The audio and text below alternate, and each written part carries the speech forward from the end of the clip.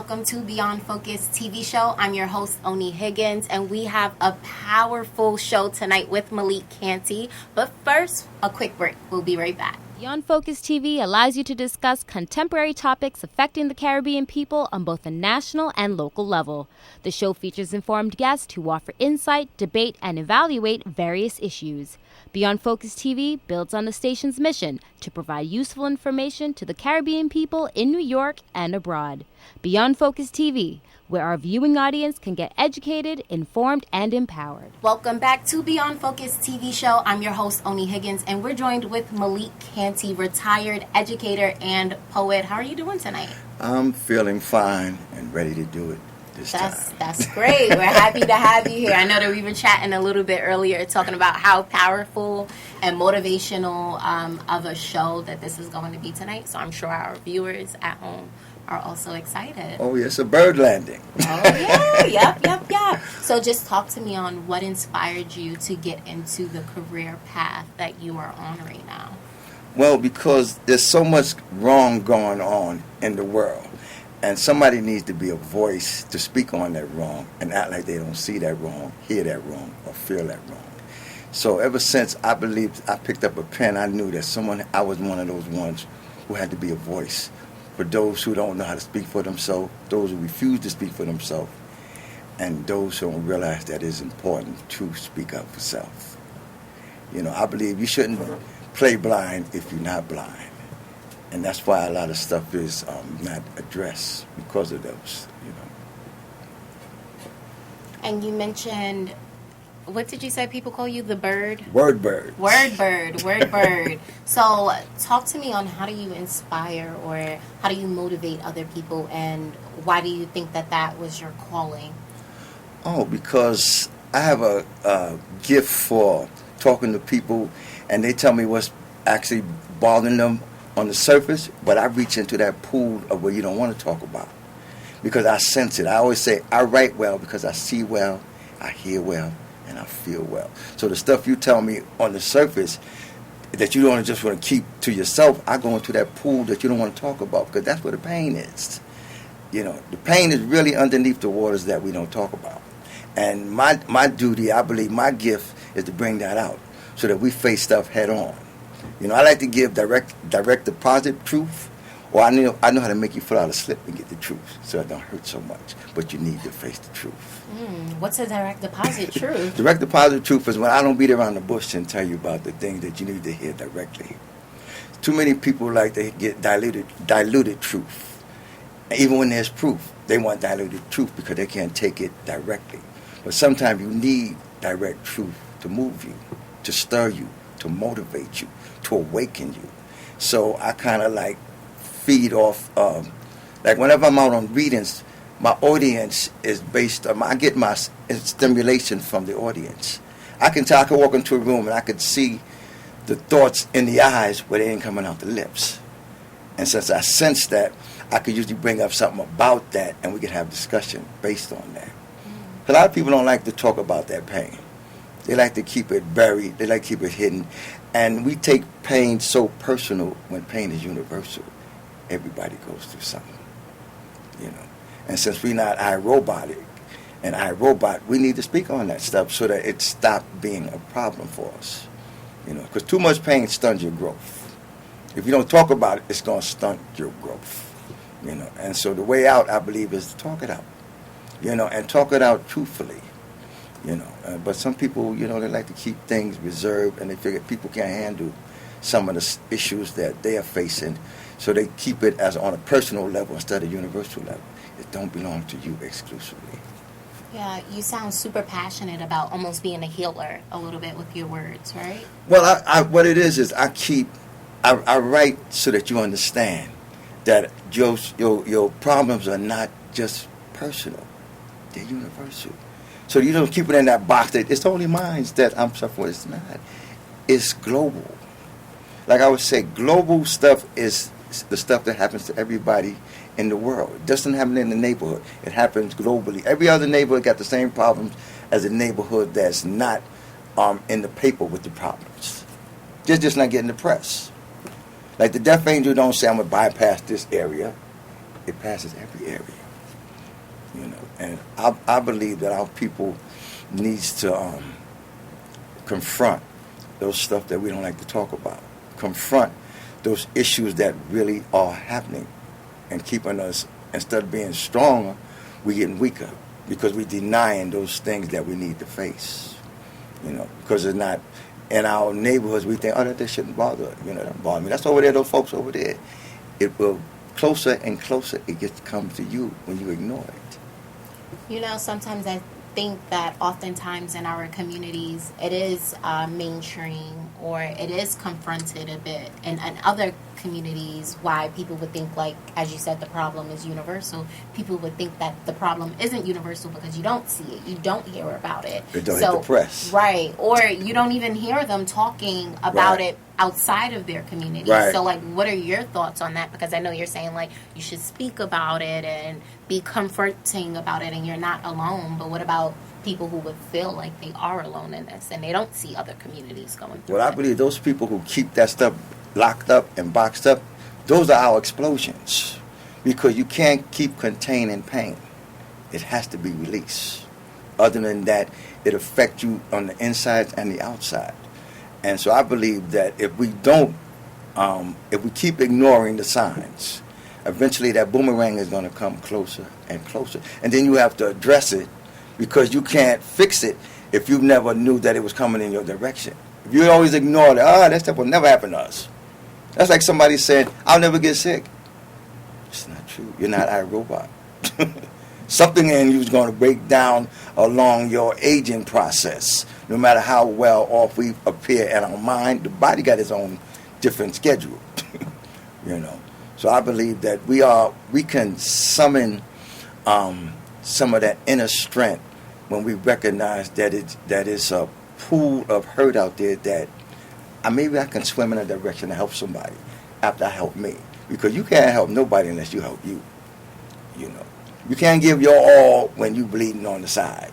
So I always try to believe that if I could keep myself on a level where I write well because I see well. And like I said, you can't push people out their pain. You have to gradually show them that it's okay to come out of it. Because it could be too harsh if you do it too abruptly. You have to gradually show them that, you are better than what's been said about you. You are better what you think about you. You know, like I always say, we are the original people. There's nothing we couldn't do when the world was new. That's right. Yeah. That's definitely right. So talk to me, besides confronting, besides talking about your pain, what are some other ways that we can release that pain? I believe everybody got gifts. Some of us just never use it.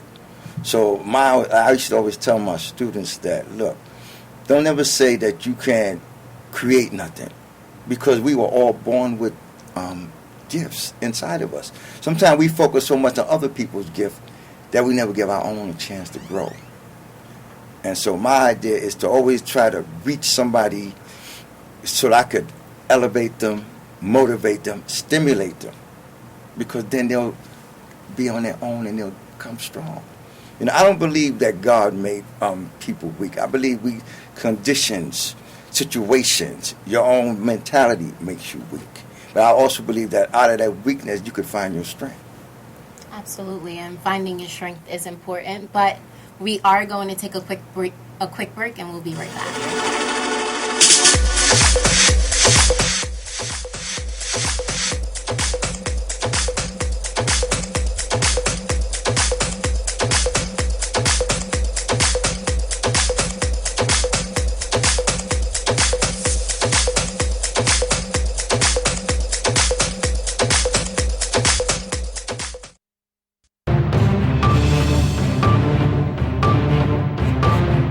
Welcome back to Beyond Focus TV show. I'm your host, Oni Higgins, and I'm joined with Malik Canty. And if you missed the first segment of our show, we got into a little bit of a powerful conversation. I want to take a few steps back into career-wise. And okay. I know that you said that you are a retired teacher. Just talk to me on what inspired you to teach and how important was that? It's almost a source of giving back to the community.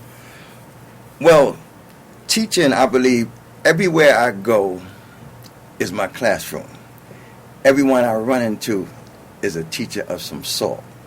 So for me, it was a opportunity to give back to those who didn't believe that they could rise, because the school system is set up in such a way that a lot of our children are failing inside these classes where they're supposed to be elevated, they're supposed to be lifted, and they're not getting that resources to help them get to those points.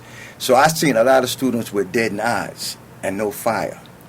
So my idea is to turn that fire back on, because I believe that even if your fire is blown out by you, that still in there's a flicker of the flame for change.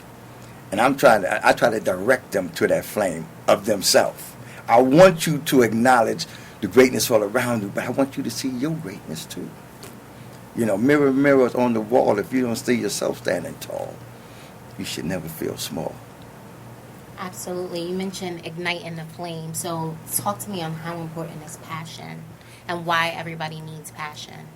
Without passion, you get dead in emotions.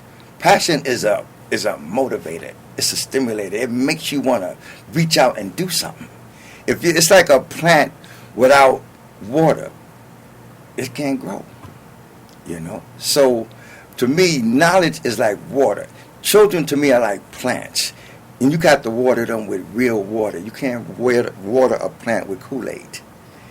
And I believe the adult's responsibility is to attack the children as if they're in the present, but bring them to the future. Because we don't want them stuck in the present. You want them prepared for the future. And the only way to show them how to get to the future, you have to give them a map that they could follow. See, a lot of stuff right now set up for the children, they don't want to follow. They don't have the motivation. They're not hungry. That's what they're lacking. I try to make them hungry for knowledge. I try to make them want more, see more. They used to tell me, yo, Mr. C, you was a G in the neighborhood. I said, no. I said, there's 26 letters in the alphabet. Why would I stop at G? Food for thought. What are some ways that if someone is feeling unmotivated, how can they get that passion? How can they get that fire back? Well, first of all, you have to find out what made them unmotivated. And a lot of people won't, a lot of children and people and adults won't talk about that pain. They'll give you surface talk. But like I said, my gift is when you give me surface talk and I see that silent tear in your eye, or I hear your words come out in a cackle, I know that there's some stuff that you really want to talk about, but you don't think everybody understands those things you want to talk about, so you keep it mute. And because you keep it mute, that means that you got something festering in you that needs to actually come out. We got to burp the hurt, get it out. Other than that, because it becomes a trapped gas bubble, and anxiety has been known to kill. Yeah, that's definitely true. That's definitely true. So what about teaching and even learning do you love most? What I love learning and teaching most was the fact that there was always a challenge. There's like I said, everywhere I go is my classroom, and everyone I run into is a teacher of some kind. But for me, that not everybody who sits behind the desk can teach. A lot of people could pass tests. It takes a special person to know how to motivate, stimulate, and elevate at the same time. And for me, knowledge was here before college. So if it ain't in you, sometimes it can't come out of you to lift that kid up to the level he needs to be. So my thing was, I'm a gardener, those are plants. I'm supposed to water you. And I'm supposed to water you correctly so that you grow correctly. If I'm not giving you the proper water, you're going to become a stagnant tree. And dried fruits produce no fruits. Tell me a personal story of where you reap your rewards and the benefits of being that source of energy and inspiration for some of your students, people around you, not only students. Yeah, because it's a broad reach. I've seen people, and I know people who just need that extra push, and someone to actually believe in them. Someone who says that, your ideas are not bad. No matter how bizarre it might sound to others, your ideas are not bad. Let's work on that. I always try to get people to find what's their nick, what's their gifts. I say, anything that you're really good at, That's probably part of your gift. You know, and I try to get them to water that and not ignore that. I say, it's good to honor other people who you see, like, I want to be like this rapper, I want to be like this singer. I said, but what about the things inside you? Let's bring that up, because that has a purpose in the world. You know, everybody has a purpose in the world for something. There are no non-important parts when you're human. That's true. That's definitely true. And I guess finding your purpose is essential. When do you think people should start? Is this something from teenage years, or do you understand that eventually it's a development and you develop into that person who you're meant to be? No, I think some people get delayed growth. And they get delayed growth due to circumstances. They get delayed growth due to the conditions of where they live. I had students who used to tell me that they didn't have dictionaries in their house. And I would give them dictionaries to take home. I had students who said that they don't like to read. They don't like to read books. No one in the house is reading books. And I believe the first classroom is the household. I believe your first teachers are your parents. And I believe also that I should tell students who say, well, nobody's doing that. I said, look, some people were just meant to bring you here. Bring your own greatness out. You know, because a lot of people tend to blame conditions or somebody in their life who didn't push them in the right direction in their mind. So they tend to keep the blame game going forever instead of the change game. Because the blame game could bring you change. Because you never stop and say, well, all right, it's time for me. I can't change this, time for me. So I try to get people to say, put that negative energy and try to embrace some positive energy, because there's got to be something to make you want to feel and come out of the situation that you might feel hopeless. You know, I think the only time you're hopeless is when you, like I said, as long as you got breath, you can be blessed. Those are definitely positive words. Those are definitely positive words, but we're going to take a quick break and we'll be right back.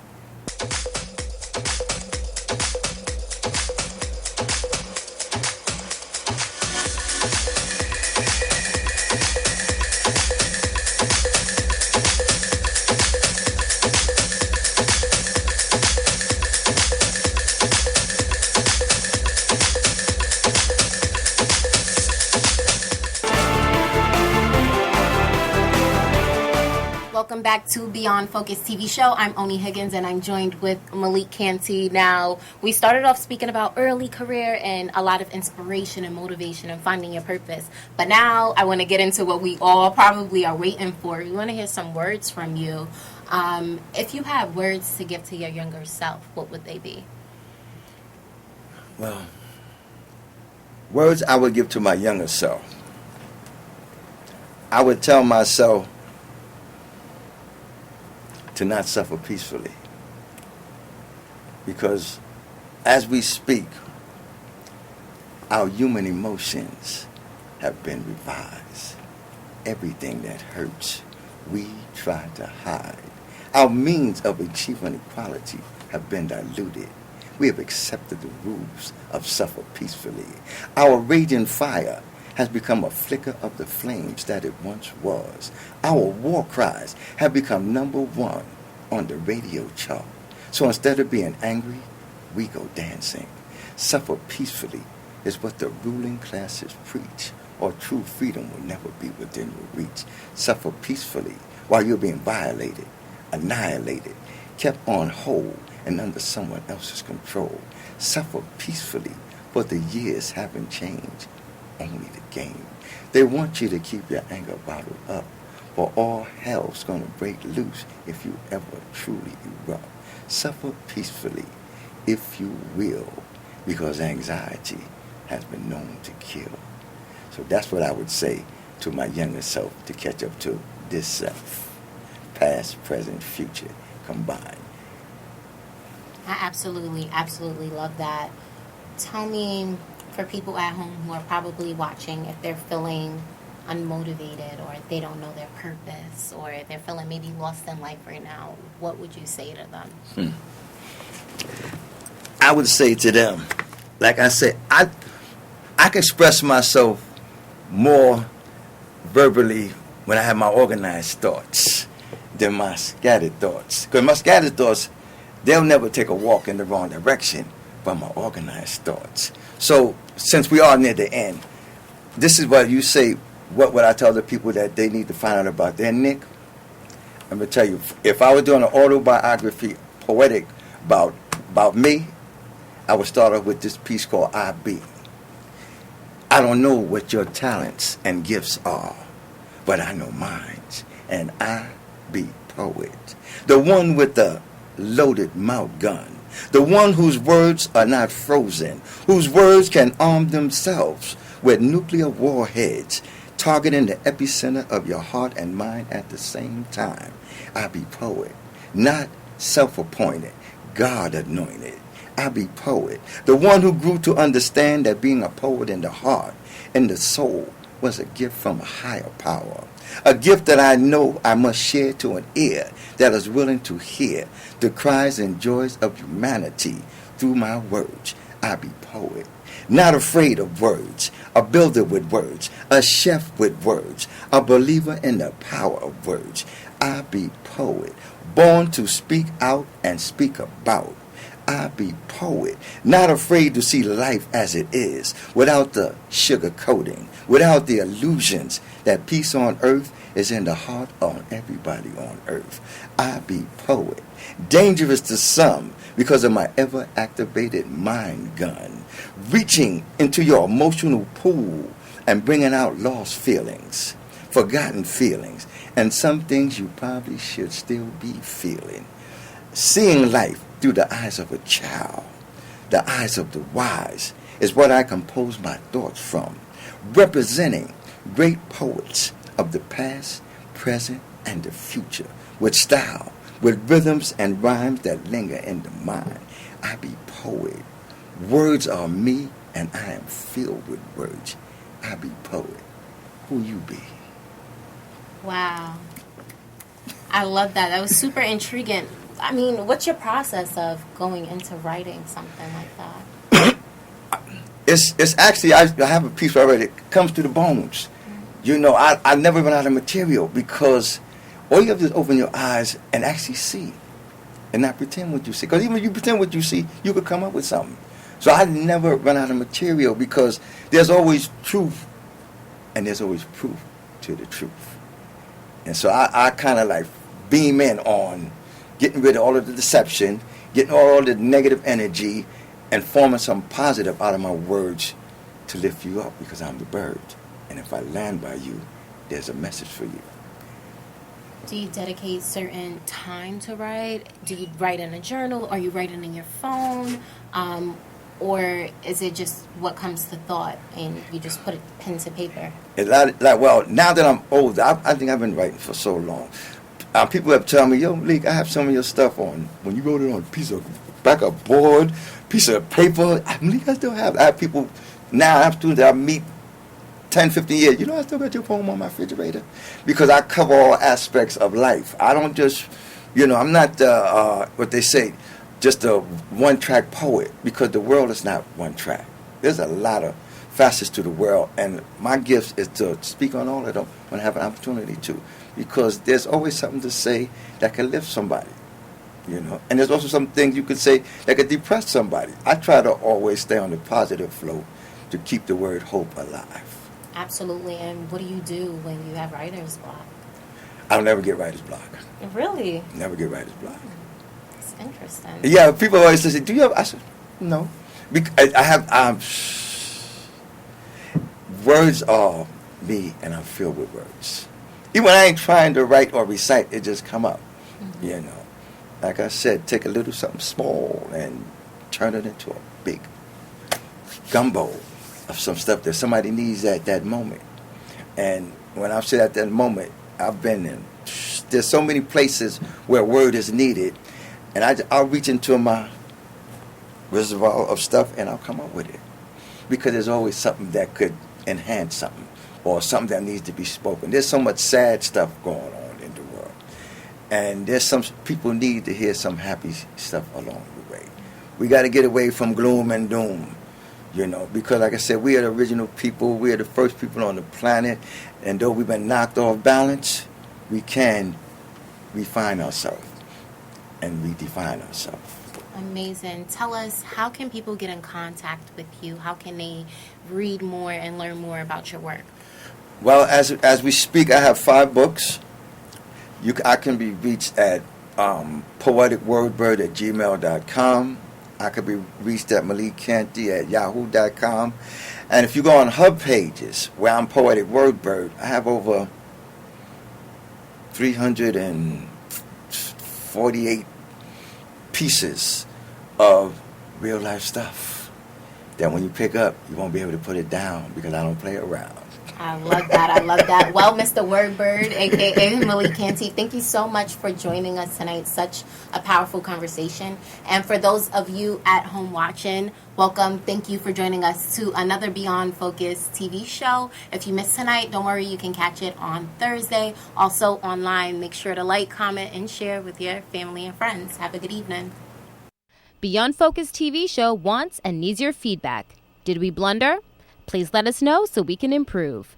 Was the show helpful to you? Drop us a note so we can share the success with our staff members. Is there something you think we could do better? We welcome new ideas and new approaches to old ideas. Do you have a great suggestion? Let us know and we'll work on it. If you would like to share your comments anonymously, please send us an email at info@beyondfocusmedia.com. If you want to get in touch with the executive producer directly, send him an email at gene@beyondfocusmedia.com. We really look forward to hearing from you.